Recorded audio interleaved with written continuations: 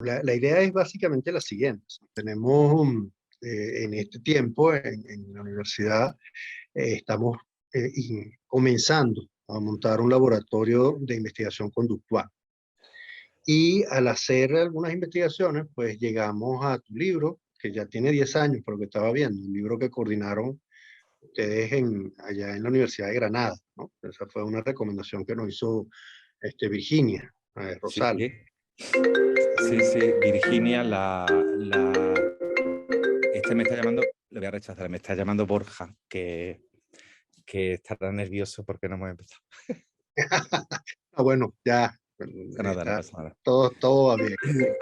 Virginia está en Granada, sí. A ver, un segundito, que es que Borja no sé qué me está diciendo. Fíjate tú, Borja. Pablo, la idea es simplemente hacer un comentario general sobre tu libro, Sí. principales aspectos que ustedes desarrollaron en el mismo, como una forma de ilustrar a estudiantes venezolanos y a nuestra universidad sobre el tema de la economía conductual y la manera como ustedes las han llevado. Esa sería la idea, es decir, los principales aspectos de tu libro. Posteriormente, sí, el profesor Balsa va a hacer un comentario y bueno, podemos iniciar una conversación desde ese punto de vista. ¿Te parece, Pablo? Ah, fenómeno. Ok. Entonces, bueno, yo creo que podemos comenzar. Muchísimas gracias a todos, queridos amigos, por su presencia esta tarde en la sexta feria del libro del oeste de Caracas. Me disculpo por los retrasos para iniciar esta sesión, pero bueno, ustedes conocen cómo es este tema virtual. En todo caso, vamos a dar inicio a esta sesión.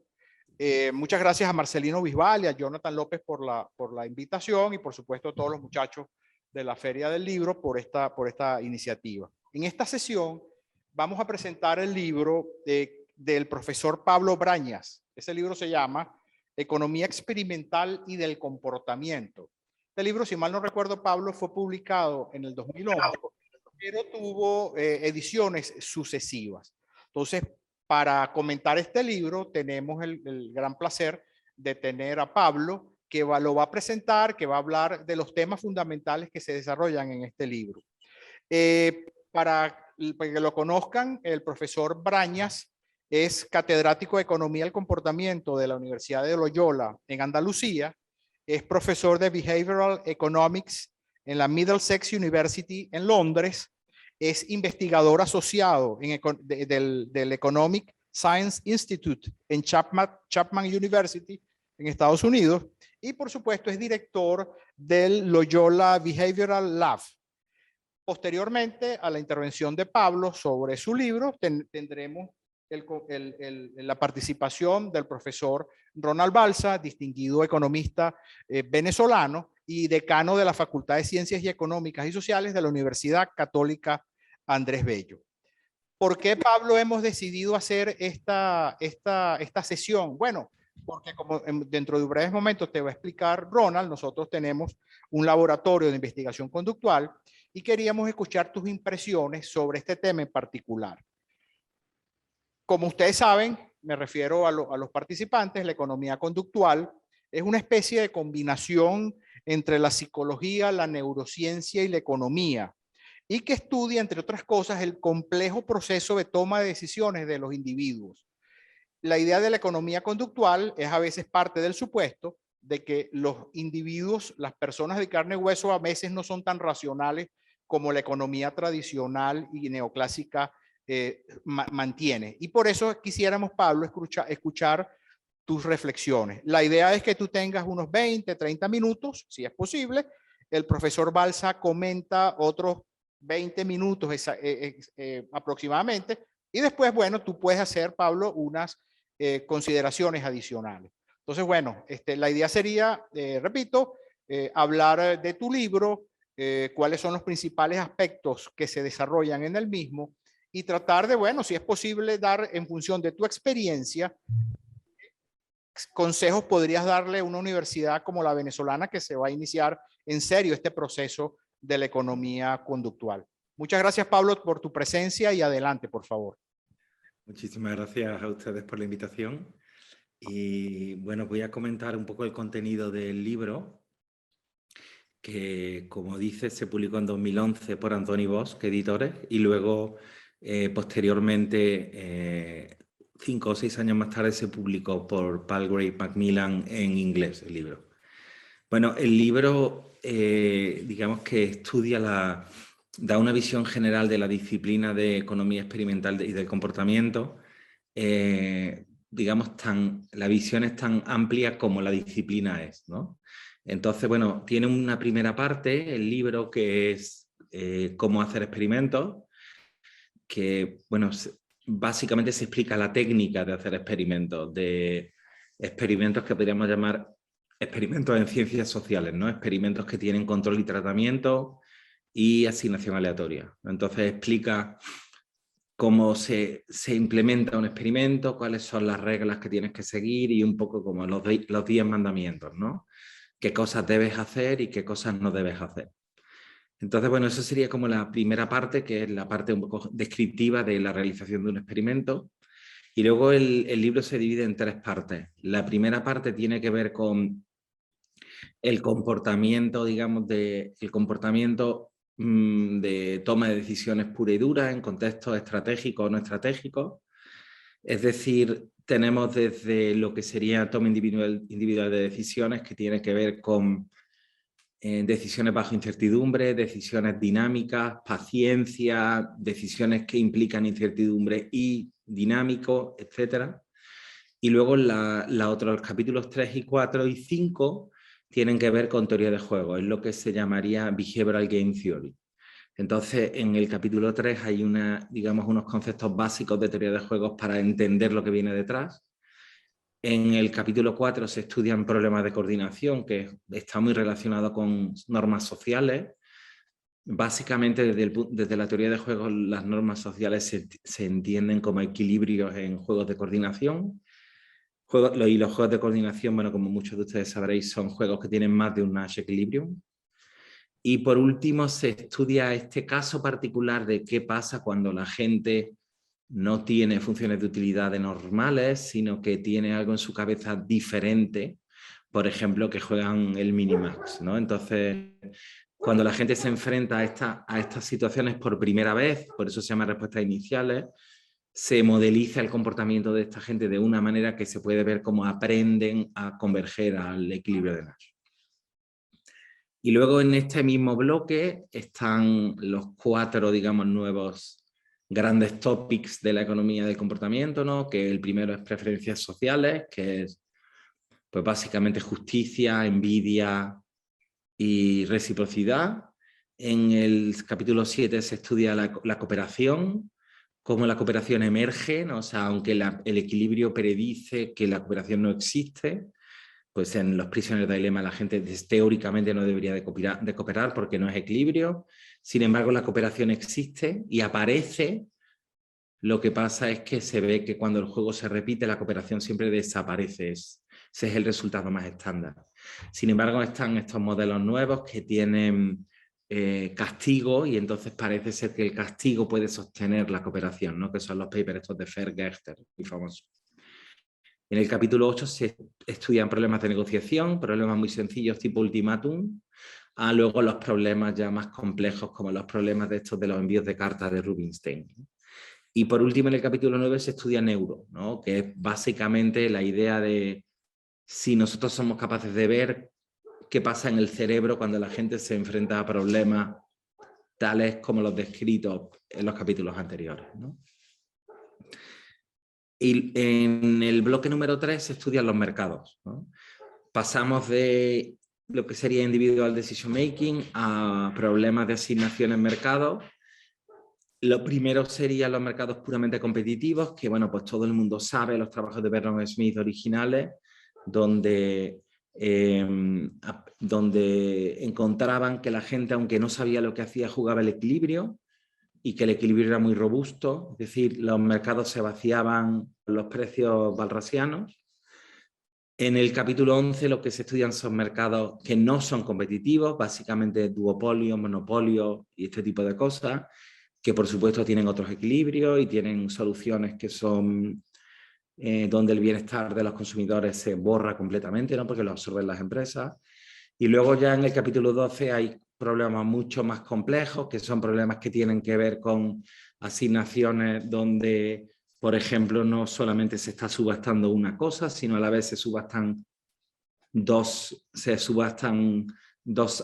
atributos a la vez. El ejemplo típico es estas cosas de las líneas aéreas, ¿no? Donde tienen que a la vez subastar el aeropuerto donde despegan y donde aterrizan, ¿no? Pues son subastas combinatorias.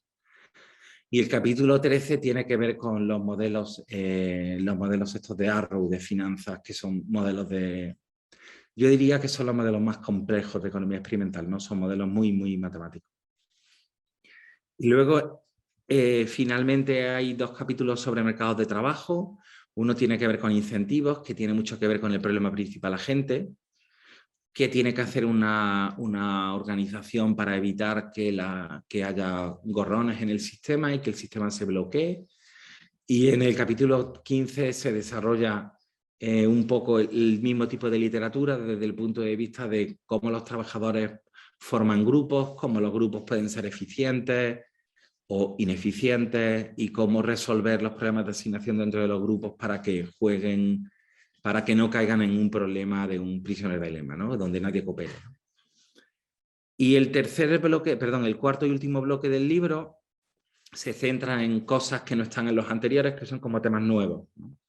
Por un lado están los experimentos de macroeconomía, que yo creo que el experimento más famoso es el de ilusión monetaria, donde la gente juega en una economía donde hay máquinas y donde las máquinas van entrando en el mercado y se va viendo cómo cuando hay muchas máquinas que responden muy rápido a los cambios en precios, la ilusión monetaria desaparece.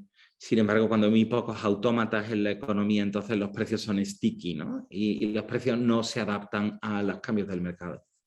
Eso sería como los primeros experimentos de macroeconomía, aunque cada vez hay más experimentos de macroeconomía. El capítulo 17 tiene que ver sobre votaciones, teoremas de la información, sobre si la gente votando puede elicitar la información verdadera y todo eso. A mí personalmente este capítulo me encanta, me gusta muchísimo. Luego hay un capítulo casi muy premonitorio de lo que iba a hacer la literatura sobre gender discrimination, que esta literatura es enorme en economía experimental y muchísimos temas de género. Y luego, por último, está un capítulo que es muy cercano a vosotros, que es recursos naturales, ¿no? Y que tiene que ver con experimentos cuando se hacen para cuestiones relacionadas con gestión de recursos o con los dilemas estos de los problemas de los bienes comunes, etcétera, ¿vale? Bueno, más o menos ese es el contenido del libro. Es un libro muy grande, donde hay muchas cosas, donde se toca prácticamente todo lo que se hace en economía experimental, se hacía hace 10 años. Ahora mismo seguramente tendría que haber un capítulo de redes que no hay, tendría que haber un capítulo de creencias, de beliefs que tampoco hay, etcétera. Pero bueno, el libro tuvo cierto éxito y luego se publicó 5 años más tarde por Palgrave, ¿vale? De hecho, los de Palgrave decidieron que era demasiado grande y lo dividieron en 2 partes. La primera parte es la parte esta de decision making y la segunda parte es estas aplicaciones, ¿no? Con finanzas, etcétera, etcétera. Y bueno, pues más o menos os he hecho un resumen del libro.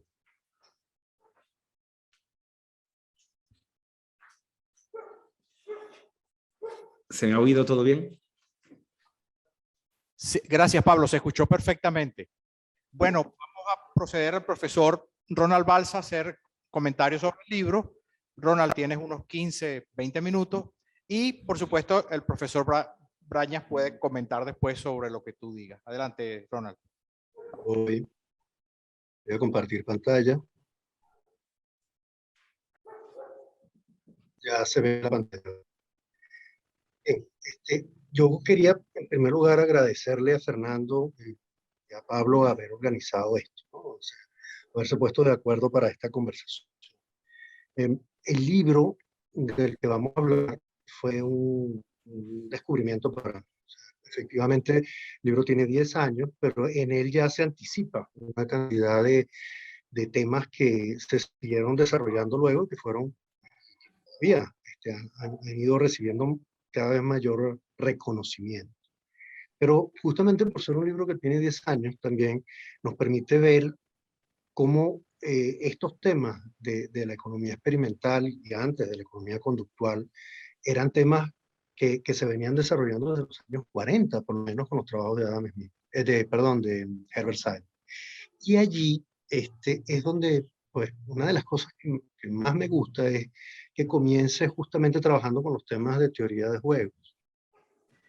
Porque hay una mención que hace Sylvia Nasar en su libro sobre la biografía de Nash, una mente brillante, donde cita un comentario que hizo Nash sobre los primeros experimentos que hicieron para probar su definición del equilibrio, que él mismo lo presenta aquí como un equilibrio de teoría de punto fijo, ¿no?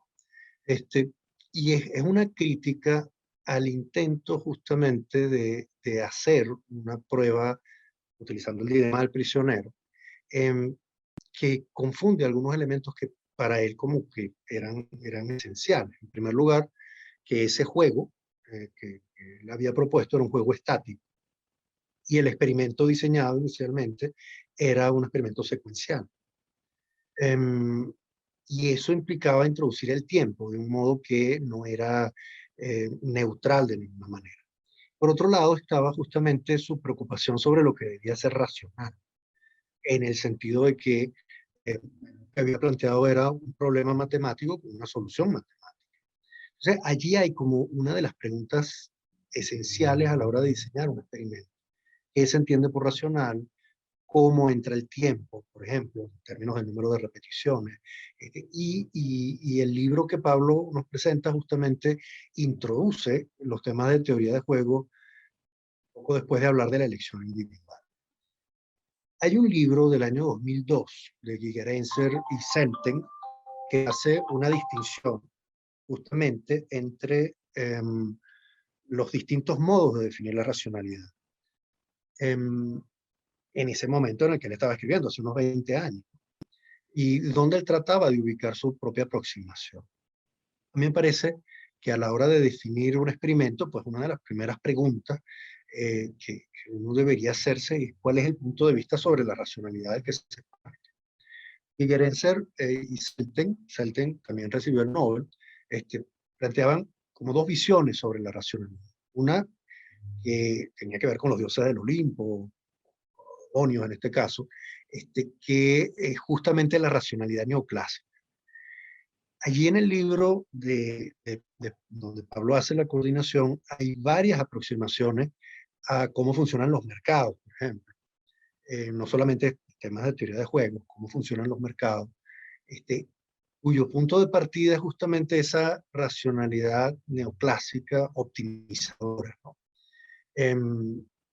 En la que, bueno, si se conocen las restricciones, se puede resolver el problema y se puede construir un sistema.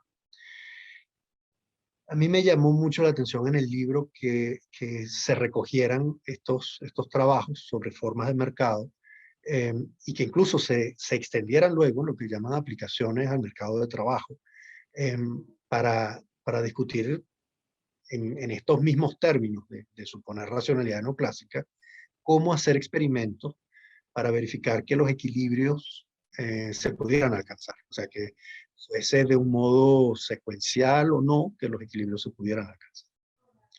Por otro lado está el tema de la racionalidad limitada.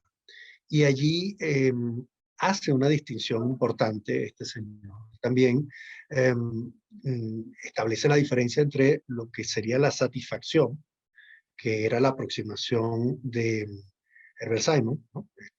En lugar de la optimización, y lo que él quiere desarrollar, que es una caja de herramientas, lo que llama rápido y frugal, ¿no? En términos heurísticos.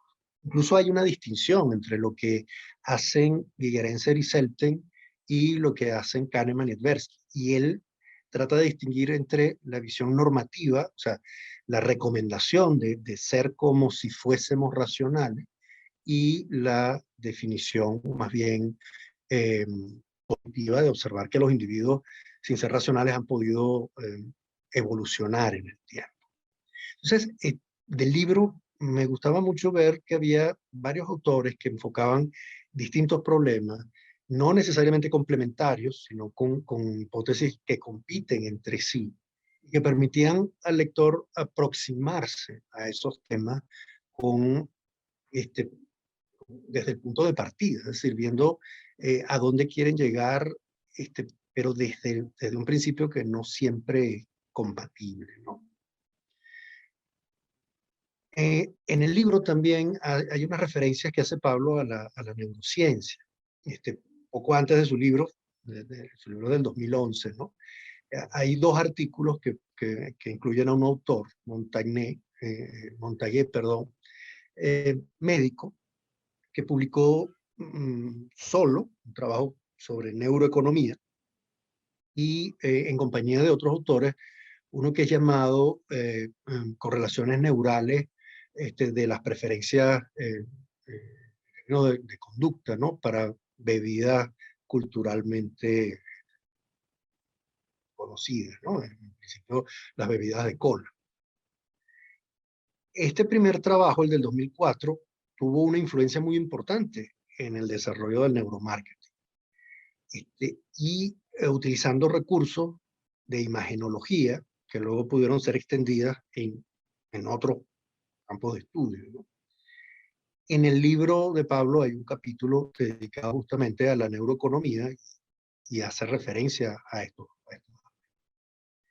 Pero justamente en el momento en el que termina el libro, todavía se ven como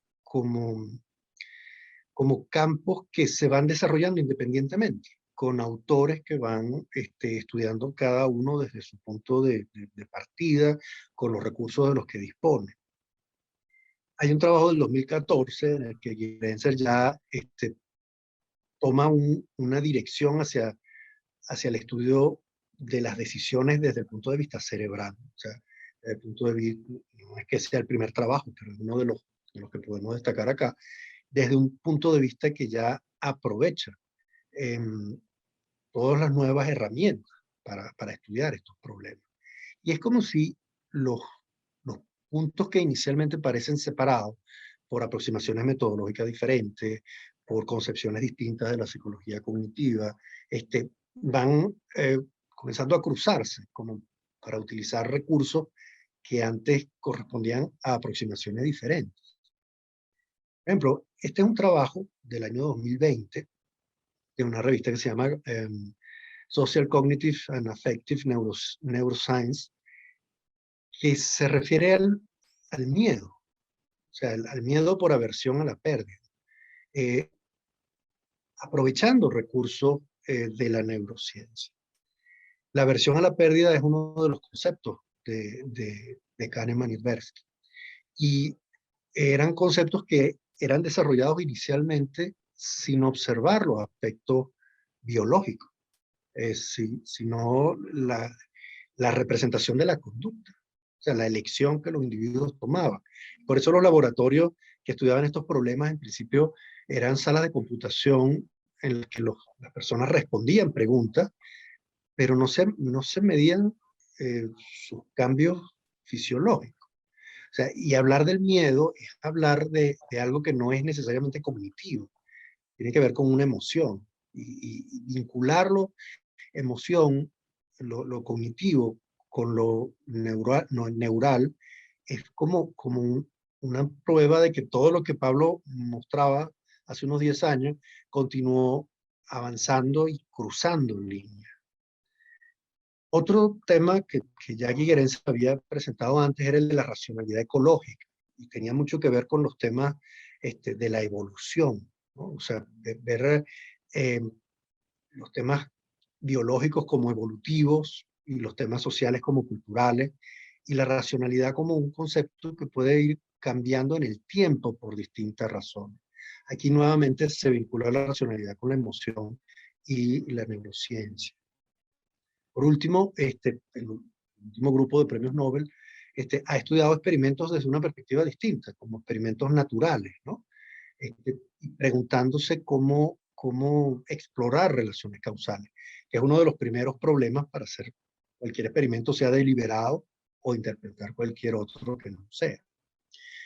Una de las razones para invitar a Pablo fue precisamente en la exploración que hacíamos para proponer tener un laboratorio de la Facultad de Ciencias Económicas y Sociales explorar no solamente el libro, sino el trabajo que han hecho en la Universidad de Loyola. Justamente de esa manera de organizar los experimentos, como experimentos de laboratorio, experimentos de campo y experimentos que sean de laboratorio y de campo. Porque esto justamente es algo que permite que nuestro laboratorio no se vea únicamente como un laboratorio para economía experimental, sino para experimentos en ciencias sociales.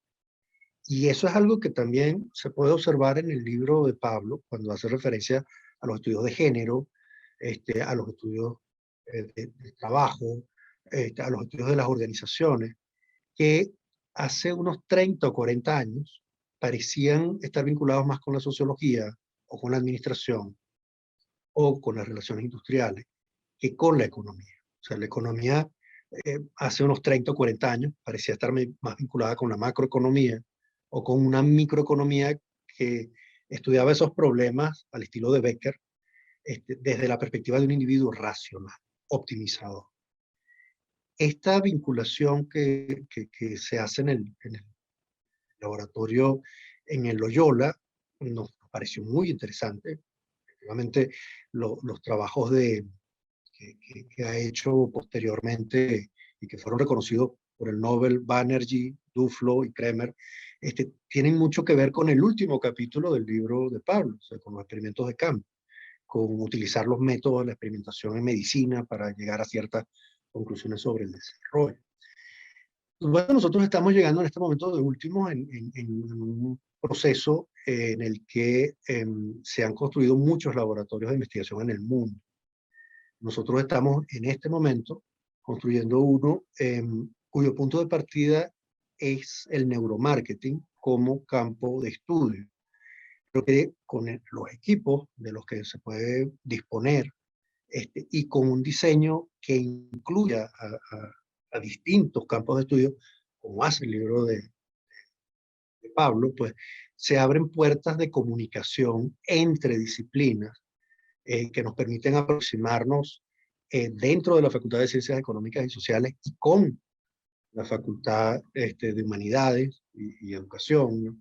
La Facultad de Derecho y la Facultad de Ingeniería. Porque uno de los temas que parecen, que yo no encontré en el libro de Pablo, yo no sé si él lo incluiría en algún tema posterior, es la vinculación entre estos temas que estamos estudiando y la inteligencia artificial. O sea, todos esos procesos de creación de sistemas que permitan resolver problemas a través de la inteligencia artificial. Y cómo uno puede aprender por vía experimental de la observación del comportamiento del cerebro en condiciones diferentes, con problemas específicos de la economía, cómo uno puede aproximarse a la solución de otros problemas con otros métodos. Por eso, pues, para nosotros contar con Pablo y poder hablar de su libro y poder hablar de cómo abordó los problemas, es una oportunidad pues muy valiosa. Muchas gracias a todos. Muchas gracias, Ronald. Pablo, si quieres comentar algo sobre lo que dicho por el decano, adelante. Bueno, no podría comentar mucho durante una hora o durante 20, porque ha dicho muchas cosas. Yo mi visión de cómo funciona la economía como disciplina, digo, y no la economía como topic, sino como disciplina. Y por qué esta proximidad entre la economía y la psicología, o la economía y la neurociencia, o la sociología, o el political science, creo que va a más, es porque al final la economía lo que propone es como una caja de herramientas, ¿no? Entonces nosotros proponemos una caja de herramientas en la que ofrecemos una aproximación más o menos flexible de cómo es el comportamiento humano, de cómo la gente toma decisiones. Y bueno, con ese modelo en la cabeza podemos entender cómo se toman muchos tipos de decisiones en la vida, ¿no? Yo creo que esto sería como la clave del éxito. Porque, bueno, la crítica que había era que el modelo de la economía era muy restrictivo y que la gente maximizaba, y que lo que el modelo decía es que la gente maximizaba cosas que la gente en la vida real no sabía maximizar, o que la gente tenía problemas computacionales, etcétera, ¿no? Y sin embargo, la economía ha sido capaz de demostrar que nuestro modelo es infinitamente flexible. Es decir, nosotros al final, la pregunta es tú qué maximizas, ¿no? Porque nosotros no nos bajamos de la idea de que la gente maximiza. La gente maximiza, la pregunta es qué maximiza, ¿no? Entonces, todos, incluso los modelos del Minimax o Maximin, que son modelos que a priori uno diría claramente este sujeto no está maximizando, porque, bueno, pues si está minimizando las pérdidas de su rival, evidentemente no está maximizando, pero la realidad es que sí está maximizando otra cosa, que es su bienestar, ¿no?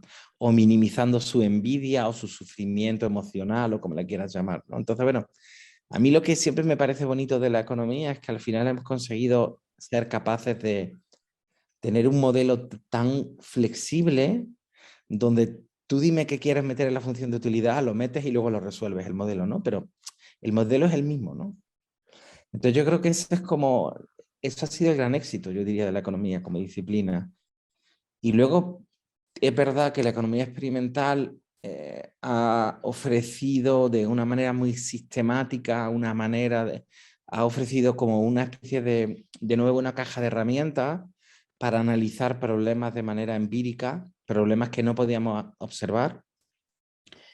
Y bueno, pues ha habido un esfuerzo enorme de muchísimos economistas que se han ido por este camino, como yo, y que bueno, que han ido enseñando poco a poco que se pueden hacer muchas cosas, ¿no? La idea, cuando hace 20 años yo empecé a hacer experimentos, hace 20 o 25 por ahí, y decías que iba a hacer un experimento, la gente te miraba y decía, este es un loco, ¿no? Como que un experimento en economía, ¿no? Y yo le decía, no, pero si esto ya hay mucha gente que lo hace, esto no es tan nuevo. Y ahora todo el mundo, claro, con todo el chorreón de premios Nobel que ha habido en los últimos años para economistas experimentales, ¿no? Ahora pues la economía experimental es lo más normal del mundo, ¿no? Entonces, pues bueno, en el fondo yo creo que la gran ventaja es que nosotros somos flexibles, o sea que yo no veo fronteras entre la economía y la psicología, yo esas cosas no las veo en mi cabeza. Yo creo que hay problemas que necesitan soluciones, problemas donde queremos aprender cosas y aprender a resolverlas, y para eso necesitamos todas las herramientas que podemos disponer. Si será necesario hacer experimentos de laboratorio, será necesario hacer experimentos de campo. Ahora la gente hace online experiments, mañana será online on the field o no sé el qué. Y entonces, bueno, pues vamos, y ahora, bueno, y hay un campo nuevo del que hemos hablado, que es ahora estos experimentos en organizaciones, ¿no? Ahora las empresas se están contratando experimentalistas para correr experimentos dentro de las organizaciones, ¿no? O sea, cada vez habrá más y más campos, ¿no? Y lo siguiente será, pues, la neuroorganización industrial, que eso también llegará, ¿no? Entonces, los campos son muy grandes. Gracias, Pablo.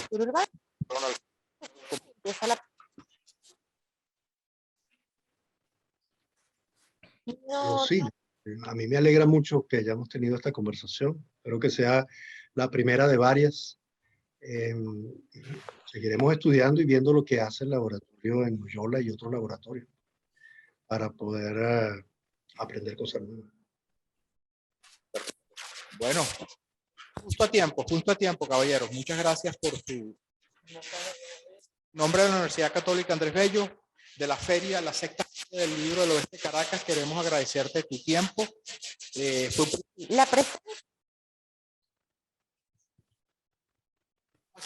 Vamos entonces. Y preguntándote y consultando, porque hemos decidido reforzar esa área de conocimiento. Y bueno, consultando en ese sentido.